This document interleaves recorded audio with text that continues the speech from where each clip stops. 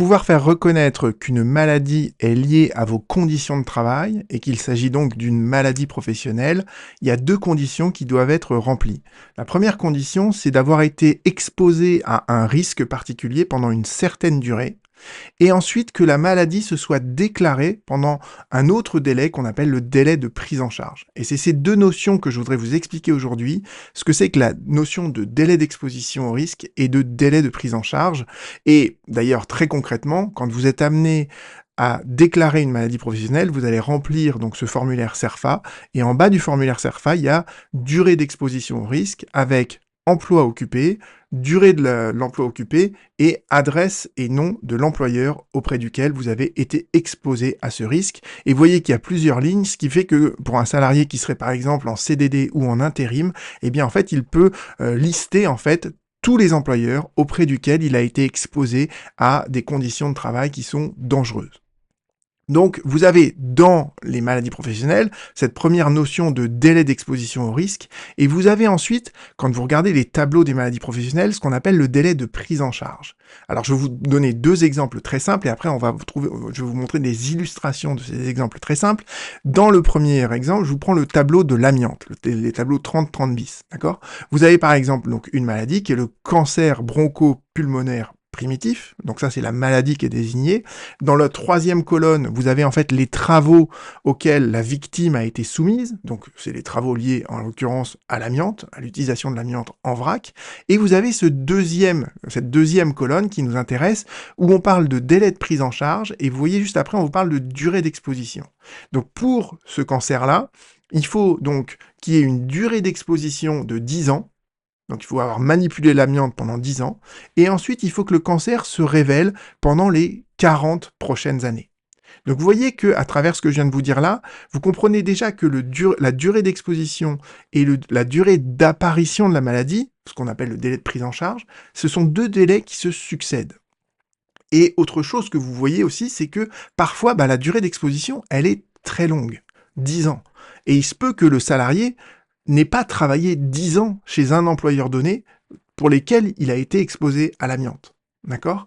Donc voilà, plus le délai d'exposition est long, entre guillemets, et plus il va être difficile de faire reconnaître la maladie professionnelle. D'accord? À l'inverse, vous avez des tableaux, et je vous prends cet exemple-là parce que c'est un tableau qui est de plus en plus mobilisé, c'est le tableau 57, c'est sur les troubles musculo-squelettiques. Et ce tableau, si vous le regardez, au début, il vous parle de l'épaule, après il vous parle du coude, après il vous parle des poignets, etc. Je vous prends l'exemple du coude, parce que justement, il y a un arrêt de la Cour de cassation que je vais vous expliquer après là-dessus. Pour le coude, par exemple, vous avez des délais qui sont beaucoup plus courts. On vous dit, pour l'épicondylite, donc la tendinite du coude, entre guillemets, vous avez besoin d'avoir une durée d'exposition qui n'est que de 90 jours, donc 90 jours à faire des gestes avec le coude en l'air, entre guillemets, et ensuite un délai de prise en charge de 90 jours après la fin de l'exposition. D'accord? Donc, au terme de tout ce que je viens de vous dire, vous avez compris, d'accord, que ce qu'est le délai d'exposition au risque, ce qu'est le délai de prise en charge, et sa définition juridique, je vous la lis, mais maintenant que vous allez la comprendre, c'est la période au cours de laquelle, après cessation d'exposition au risque, la maladie doit se révéler et être médicalement constatée pour pouvoir être indemnisée au titre des maladies professionnelles. Et dernière chose que vous avez compris, parce que c'est finalement le plus important de toute cette vidéo, c'est que ces deux délais se succèdent. Alors quel est le problème? Le problème, comme je l'ai déjà un peu évoqué auparavant, c'est que parfois, la durée du contrat de travail va être inférieure à la durée d'exposition. Et c'est encore plus vrai lorsque on regarde les CDD ou les intérims, où vous avez des contrats qui ont des durées très très courtes, et où vous avez un salarié qui arrive à peu près grosso modo à travailler quasiment comme un salarié à durée indéterminée, sauf qu'il a une succession d'employeurs. Et vous voyez que ces deux choses-là engendrent deux conséquences. D'abord, première conséquence, c'est que plus la maladie est grave, et je reprends l'exemple donc du cancer de l'amiante, plus le délai d'exposition et le délai de prise en charge sont longs. Et donc, plus ce sera parfois difficile de faire reconnaître ces maladies comme étant d'origine professionnelle, parce qu'on n'arrivera pas à justifier auprès d'un employeur donné qu'on a bien travaillé les 10 ans nécessaires, les 10 ans qui sont énoncés dans le tableau. Et, par ailleurs, plus le contrat est court, plus il va être difficile de faire reconnaître certaines maladies professionnelles alors même que ce sont les maladies les plus répandues. À l'heure actuelle, les troubles musculo-squelettiques, c'est la première cause de maladie professionnelle. Et ça, c'est d'autant plus cruel que pour ces tableaux-là, d'accord, les délais d'exposition et les délais de prise en charge ne sont pas aussi longs que sur les cancers. D'accord, c'est des délais qui sont plus courts, donc on pourrait penser que tout le monde, entre guillemets, peut arriver à faire reconnaître ce type de maladie pro, mais finalement les salariés les plus précaires, ceux qui ont des contrats qui sont les dont la durée est la plus restreinte, se retrouveraient peut-être exclus finalement de la possibilité de faire reconnaître ce type de maladie professionnelle. Alors, quelle a été la solution qui s'est dégagée dans la jurisprudence de la Cour de cassation? Et je trouve que c'est une très belle solution, c'est ça qui m'amène à vous faire cette vidéo, c'est que parfois je trouve que le droit c'est beau, entre guillemets, c'est que la Cour de cassation va nous dire, en fait, on va globaliser la durée d'exposition au risque. On va déborder en fait le contrat de travail du salarié pour prendre en compte en fait les autres contrats de travail. C'est l'effet entre guillemets retour vers le futur que j'enseigne à mes étudiants. Et surtout, ce que je vous ai dit, ce qui est le plus important, c'est que ces deux délais se succèdent. Donc c'est comme si vous aviez en fait deux ballons entre guillemets. Plus vous gonflez le premier ballon, mais plus le deuxième ballon, finalement, il se retrouve poussé vers l'extérieur. D'accord? Donc c'est exactement ça. C'est que la Cour de cassation va hypertrophier, va gonfler en fait le délai d'exposition au risque, ce qui fait que le délai de prise en charge, qui ne commence qu'après la fin du délai d'exposition au risque, n'est que retardé. Et donc ça permet de, voyez, de pouvoir faire constater des maladies professionnelles qui auront été déclarées très très longtemps après, quand même comme étant liées au contrat de travail, parce que justement on a globalisé la durée d'exposition au risque. Prenons donc trois arrêts de la Cour de cassation, trois arrêts qui sont faciles à comprendre maintenant que je vous ai expliqué tout ça. La Cour de cassation, sa solution, elle est là. D'accord? Je vous la relis maintenant, vous allez voir, le langage de la Cour de cassation devient limpide.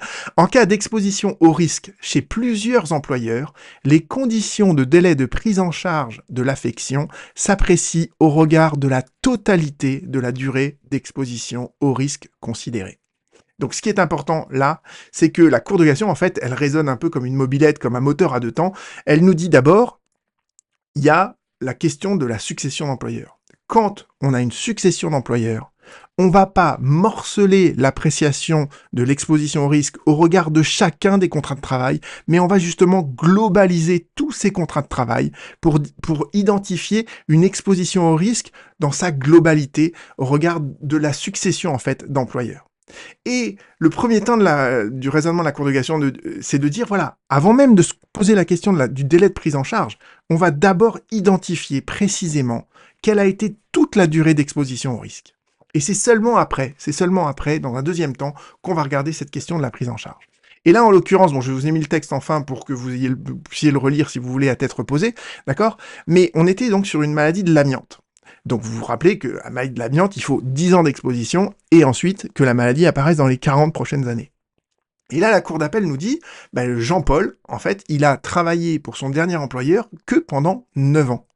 Donc la durée d'exposition au risque n'est pas remplie, et cette première condition, elle est indispensable, parce que si la durée d'exposition au risque, elle n'est pas remplie, eh bien on ne se pose même pas la question du délai de prise en charge. Et donc, il n'y a forcément pas de maladie professionnelle. Et la Cour de cassation lui répond, vous avez complètement foiré votre raisonnement.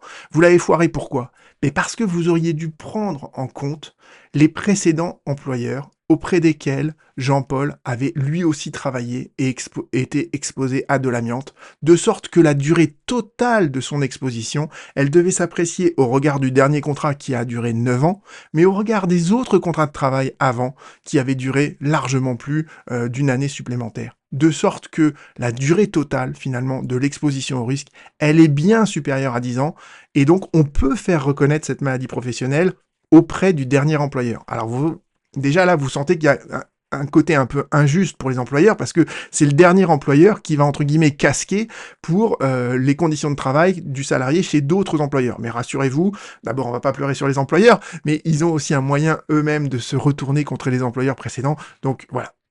Mais ce qui est intéressant, c'est que ce que je vous expliquais, c'est un peu cet effet retour vers le futur. C'est qu'effectivement, la Cour de cassation nous dit, on va pas se cantonner au dernier contrat de travail, on va globaliser cette appréciation et on va remonter dans le temps aussi longtemps qu'on veut. Il n'y a pas de limite, entre guillemets, on peut reconstituer toute toute la carrière d'un salarié comme ça.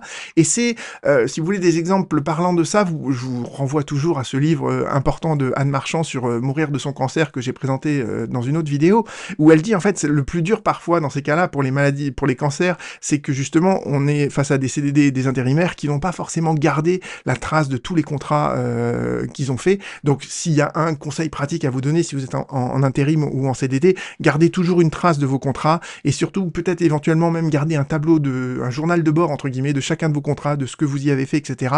Parce que ça c'est un élément qui peut être utile derrière dans le cadre d'une enquête par la caisse primaire d'assurance maladie. Ce tableau entre guillemets, ce journal de bord, elle pourra l'utiliser pour essayer d'identifier cette exposition au risque globalisée sur toute votre carrière. Donc gardez ça en tête. D'accord ? Deuxième arrêt de la Cour de cassation, il est très similaire au premier, donc j'irai très vite dessus.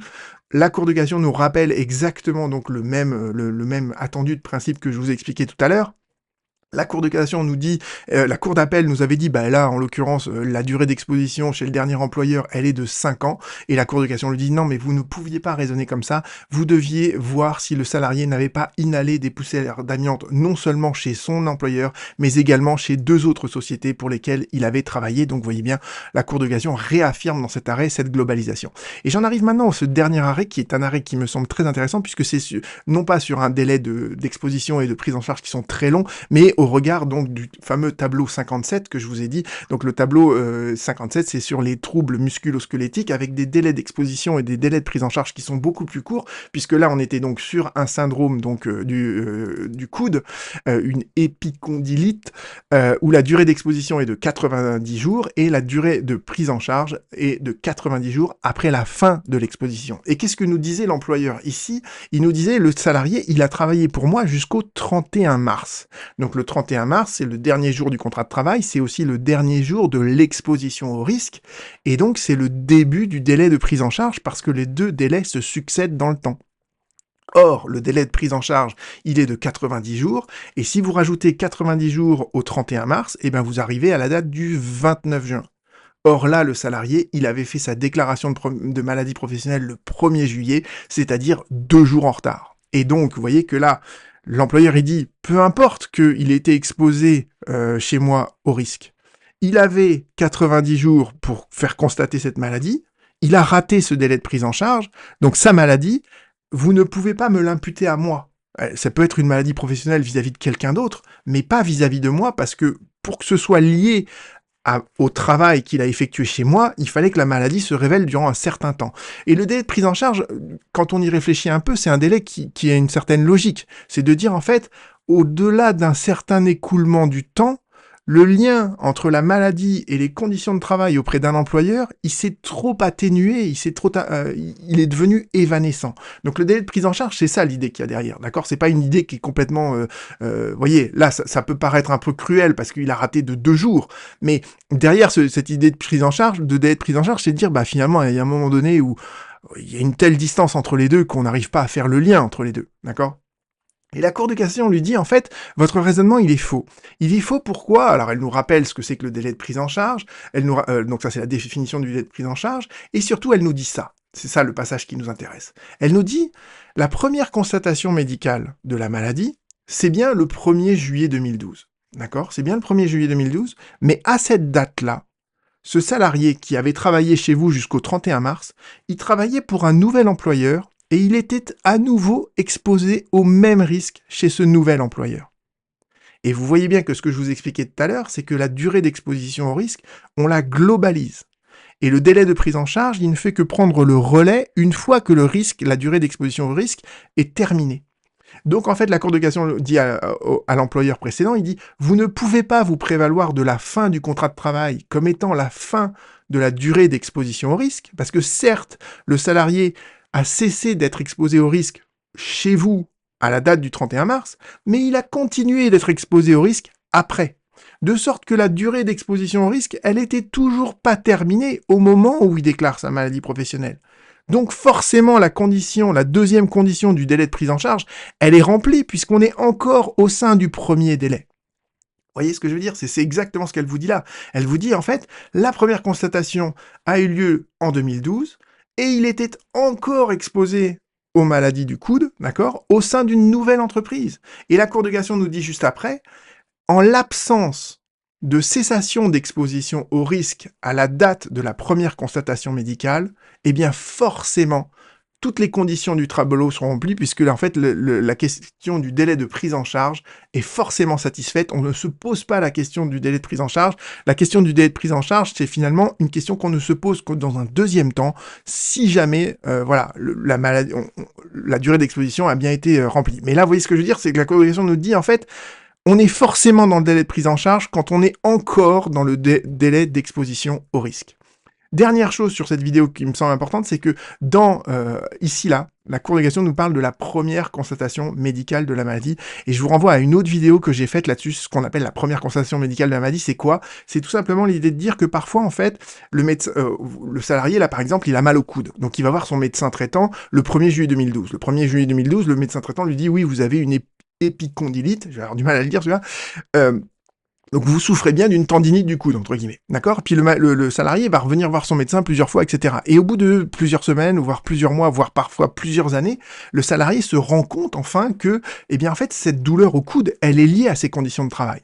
Et donc, à ce moment-là, le médecin traitant peut faire une déclaration de maladie professionnelle.